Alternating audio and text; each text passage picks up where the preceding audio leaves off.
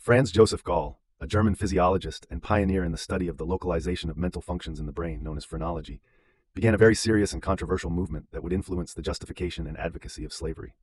In his theory of phrenology, Gall believed that, with the geography and contours of the human skull, he could assume a person's fundamental faculties and therefore their character. As a young boy, he found it fascinating to observe the differences between himself, his siblings, and his classmates. He tried to deduce a relationship between their head shape and personality. For example, he noticed that many bright students in his class had peculiar eyeballs, and he thought it couldn't be coincidental. However, it wasn't until his ideology reached America that it gained wide popularity. Various classes of people embraced it, especially slave owners, who drooled over the idea of Caucasian supremacy based on the shape and contour of the skull. Africans and Indians were at the receiving end of this hierarchical plane.